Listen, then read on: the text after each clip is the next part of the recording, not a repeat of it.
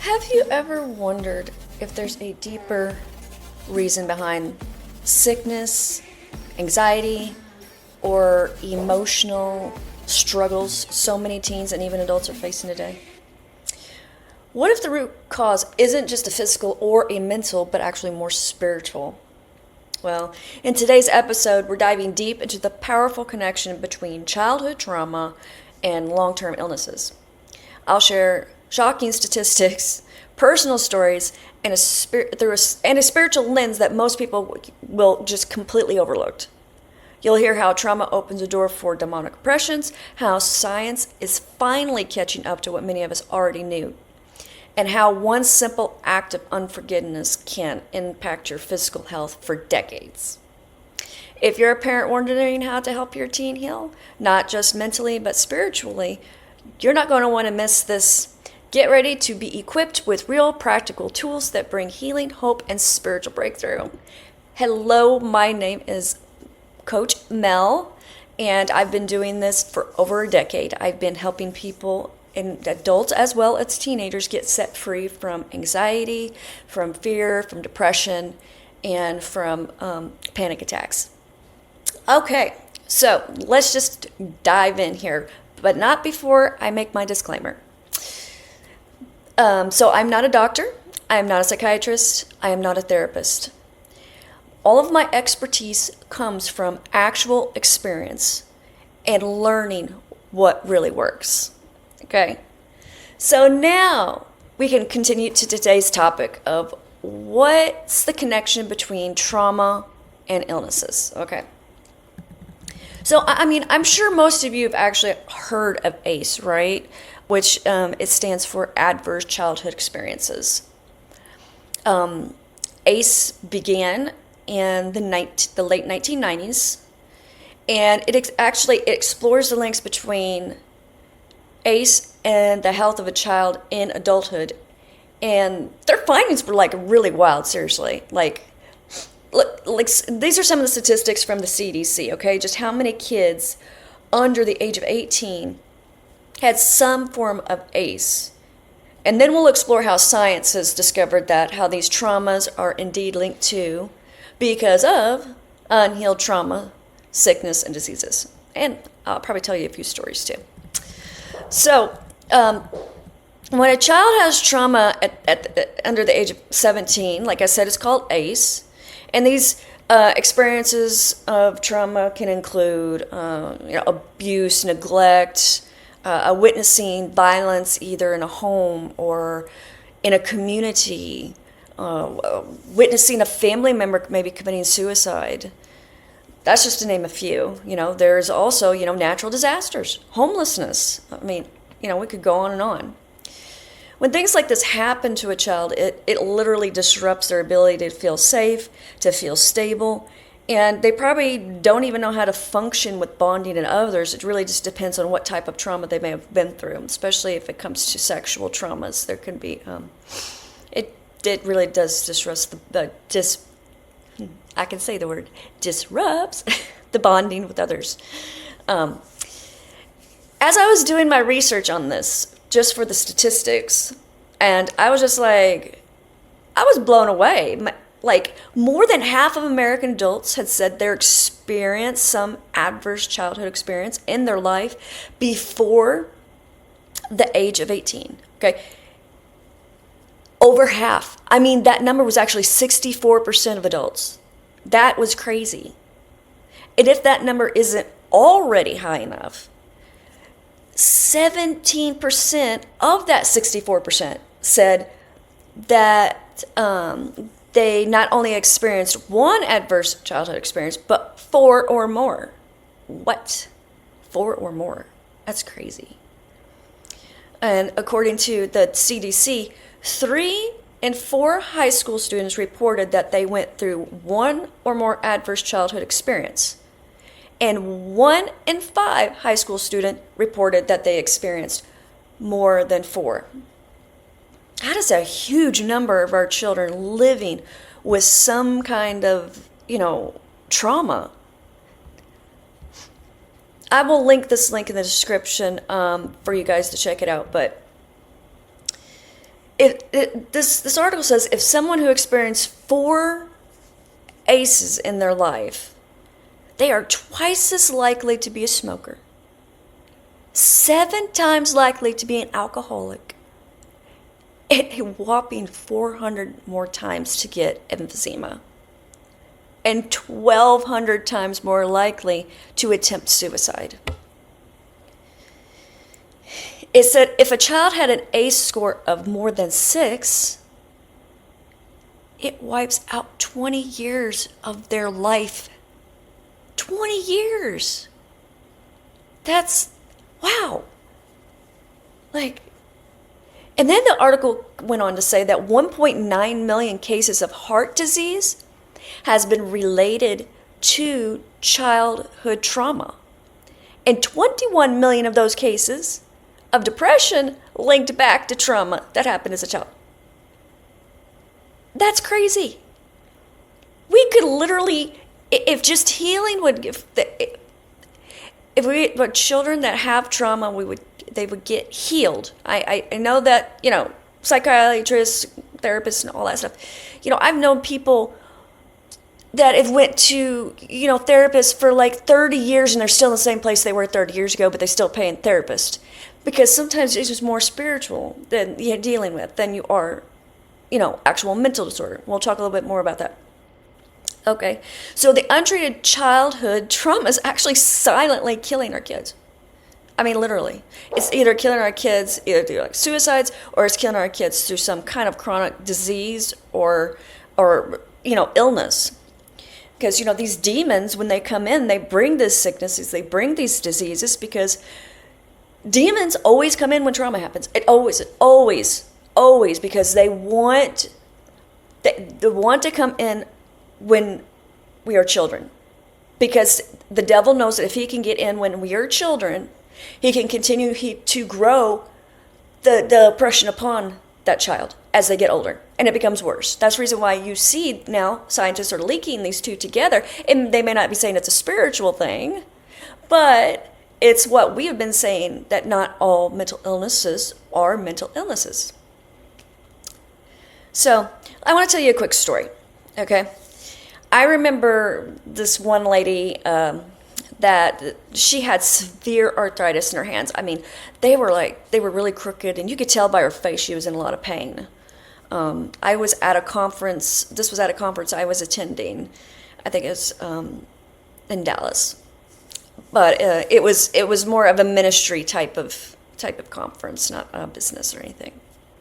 And I wasn't the one that was actually praying for her, but I was the one watching and silently praying, of course, to myself. But the person that was praying for her got a word of knowledge that she needed to forgive a certain person that did something really bad to her when she was a child. And that if she forgave, her arthritis would be healed. Well, that the unforgiveness is what was allowing the spirit to remain in her and cause the affliction of arthritis. Well, this lady was a little angry old lady. All she wanted to be prayed for. She didn't want, anybody to be telling her what to do. And unfortunately, she refused to forgive. As an adult, we have our own free will to do what we want. We can't be forced into forgiving other people. But as a result, she was not healed.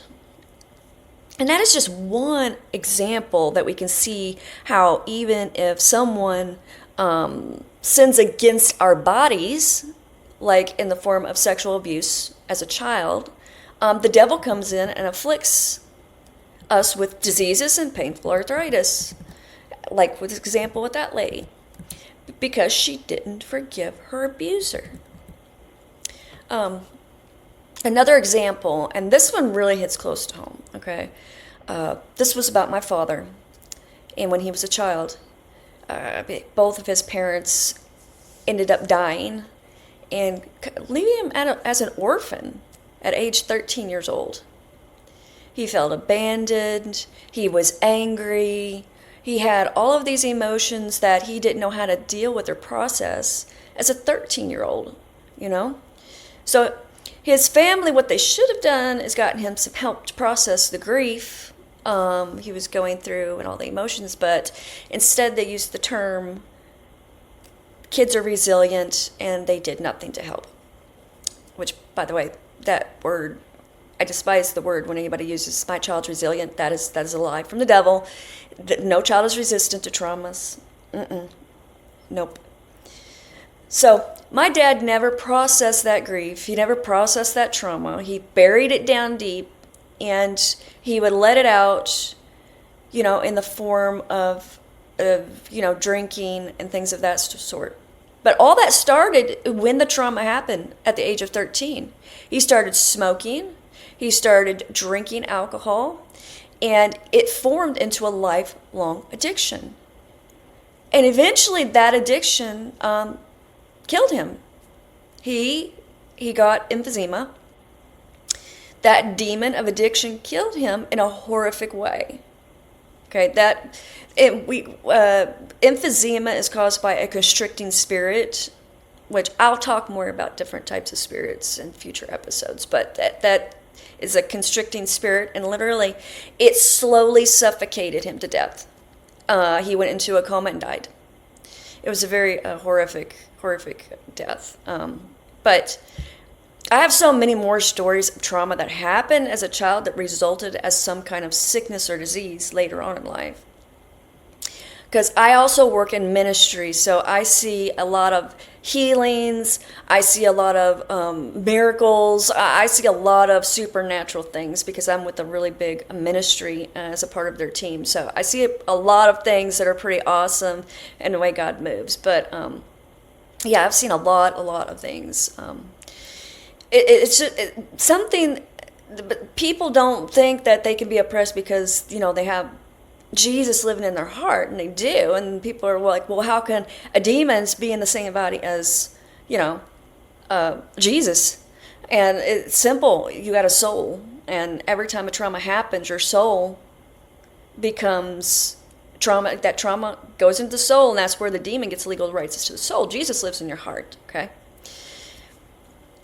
And it's something that people don't relate back to, but now that science is proving that they have found that childhood trauma is associated with certain sicknesses and diseases as an adult. I know when I had extreme anxiety, my heart would race like crazy, and I would have panic attacks 3 and 4 times a day. I mean, they were out of control. I couldn't control them. And I had all this mind chatter. It's like all these negative voices. And, psychiatrists would call this like someone who has, multiple personalities, which they have another name for it today. They've changed that in the psychological book. But I had all these thoughts that were racing, and my heart would race, and it would cause a panic attack. And at one point, I had to go see like a specialist about my heart. And I remember him telling me, and when someone tells you something, it really sticks with you. It's kind of like a trauma too, because especially if it's a negative thing. He told me if I didn't get the panic attacks under control, I was going to have either a stroke or heart attack at the age of 22. That was crazy. So these demonic oppressions of panic attacks was out to actually destroy my heart. They wanted to take me out. If I would still be having panic attacks today, I probably would, or I could have already been dead. But, thanks to Jesus, he delivered me and set me free for a decade now. I have not had one anxiety attack, one panic attack. I'm not fearful, don't have flood of thoughts. So I don't have multiple personalities, as they call it. I don't have any of those things. I hear myself, I hear, the Holy Spirit, and, the devil will try to throw in a thought in there. But those are the only 3 voices that I hear, and that's the only 3 voices that most people should be hearing. A couple of years ago, I actually had a case of a 15-year-old girl and a 7-year-old little boy. They both had multiple traumas that happened to them. One was a divorce, that their parents had been divorced. Both kids went through divorce, really traumatized as a child. Because all the upheaval of different schedules, rules, sense of safety is removed, the changing of houses. It is really, really traumatic. Even if your child is a newborn, because When the divorce happens, the head of household is removed. And what that means is the covering over the children and the mother. I'll do another episode on that. But even if the child is 0, like, it don't matter. There's going to be trauma attached to the child. So these kids also had a mother who was on heroin. She was giving drugs out to the kids. They were testing positive. They were having bad withdrawals from it, of course, multiple times. The little boy was forced to watch pornography, which that's not only a traumatic as a 7-year-old, but it also opens a door to demonic oppression of sexual spirits. And what happens is, as that child gets older, the child will become more sexual, more promiscuous. Probably, if it's a teen pregnancy, because they think that that's what love is, and they've misconstrued what the differentiation between the two. So I worked closely with both the children for about a year, and you might say that's a long time, but there was some unique things that went on in this year's time. And so when it came time to the sessions had ended, we were able to bring back some normalcy for both kids and so the stability that they needed in order to continue their healing journey. Okay. Now, why didn't I say that they were fully? Okay. So here's why. The father didn't want me to speak to them about spiritual oppressions, but rather different techniques that didn't refer to them being oppressed, which that is not my approach, because you do not want to scare a child. That is not my role. I will not do that. I care for children very much. Children are my heart. They always will be. God, that's what the Lord has placed upon my heart. The father just didn't believe that a Christian could have demons. And a lot of Christians out there believe that, and because of it, they live in sometimes miserable lives because of it. Either they're sick, they hate. I come across people all the time where they're just so angry at everybody because their life sucks. And I don't want to make that sound like that's mean, because I'm not trying to be mean, but as the saying goes, if you don't help yourself, then I can't help you, and sometimes even as a Christian, we have to look back and be like, we can't be tolerant of toxic people, and so, we don't want our children to be growing up toxic to other people because they have the baggage of the trauma that was never dealt with in a way that needed to be dealt with, because not all, not everything can be treated with a drug. And that's what this country runs with. Everything has to be treated with a drug. And I'm here to tell you that when they gave me prescription medication, Zoloft, I took that for like 3 months. That did not stop my anxiety. It did not stop my panic attacks. Instead, it intensified them twice as much. My husband, he begged me to come down slowly off of them and get off of them, because I was doing things I didn't know I was doing. I was getting up in the middle of the night screaming and then go back to sleep and wouldn't remember I did it. He said I would hover over him and watch him while he slept. I don't remember any of that. So literally, you cannot medicate a demon. I had to be delivered in order to get rid of it. I only irritated that demon by medicating it with Zoloft. But yeah, that was a crazy time. I don't really remember those 3 months of my life. Apparently, I scared my whole family. So, just saying, sometimes you cannot medicate a demon. You just can't. Okay. Now, am I saying that all sickness can be tied to demonic oppression? Okay, no. I'm not saying that. But I can say this. That all the cases I've seen, all of things coming from trauma like anxiety, fear, panic, depression, they are on the extreme level, and I try to explain this to parents, that anxiety can be normal, fear can be normal, panic can even be normal, depending on the situation. But if you're unable to control any of those things, If you cannot control any of those things, it's more spiritual side. Okay? Normal fear and anxiety can look like this. Okay, so I'm gonna go jump out of an airplane. I'm a little scared. I'm a little anxious, but I'm really excited. Okay, normal fear and anxiety. Speaking in front of hundreds of people. There you go. Normal fear and anxiety. It's the abnormal fear and anxiety that looks like this. I can't go here. I just can't do it. I can't do it. You can't force it. Please don't make me go there. I can't do that certain thing. I just can't do it. I can't. Please. I gotta go. I gotta go. I can't do this. I can't. That's the difference. If it disrupts a person's life, and when it becomes, it's more spiritual than mental. And by the way, when I say mental, I just simply mean your thoughts are creating the anxiety and fear, but you're still able to control those thoughts, okay? Abnormal anxiety and fear and panic are all these thoughts that you can't control. And they feel like they're all speaking this negative thing. Everything's negative. Everything's negative. There's nothing good about them. I mean, it's like crazy. I would get bombarded with 15, 20 different thoughts of negativity that would just send me skyrocket. I would try to read a book or pay attention. And I was in college at the time. I would try to do my college homework.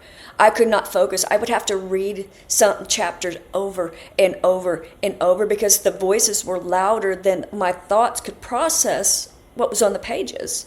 And so it created for me a lot more work and a lot more. I was very tired. And usually I would get a reprieve of one day a week where the voices would be quieter and I would be able to focus, and I would usually use that day in order to try to do as much work that I had to do that required me to focus. But yeah, it was crazy. But you're not able to shut these up. You're not able to shut up those type of, those demons that are speaking because they sound like you, but they are not you. They are literally demonic oppressions, and they're speaking to you in your voice to make it sound like that you're thinking these things.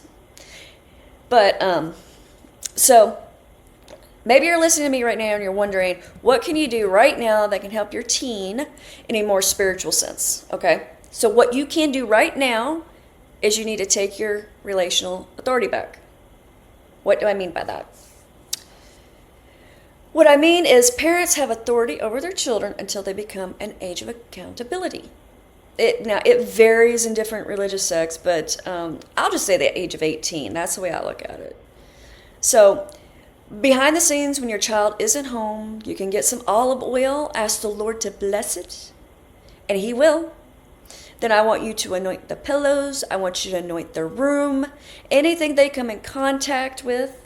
And while you're doing that, I want you to read verses about fear, verses about anxiety. Read those out loud.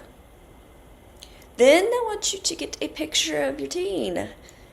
And when you are praying in the morning or wherever that looks like, in your prayer closet, I have a prayer closet. I have now converted into a prayer office is where I do all this work. So I have all my prayer time in there. And I have a wall that I have all my pictures of my son and my daughter and my husband. And instead of them getting annoyed with me laying my hands on them, I lay my hands on their pictures and I cover them in the blood, and I take my authority if I need to. And what you can do is you lay your hand on that picture and you say, in the name of Jesus, I command anxiety to come out. I command fear to come out in Jesus' mighty name. And you really use your authority, okay? Because there's no distance in the spirit, Mama. There's no distance. And this is just something simple you can do without having a coach like me, But, if you're interested or you think that my coaching would be something that would be helpful, I have linked my application in the description box because I only take a certain number of kids a month, depending on the package. And I do this because I want to be unique, and I want to create a specific training to fit their type of need, what type of trauma they're going to, what help do they need in the moment. It's really, I allow the Holy Spirit to lead me. Okay, so if you're interested in that, I will link it in this description. I will also link where I got my statistics from in the description. And until the next episode, I will talk to you then. I hope you have a blessed week. Until then, blessings.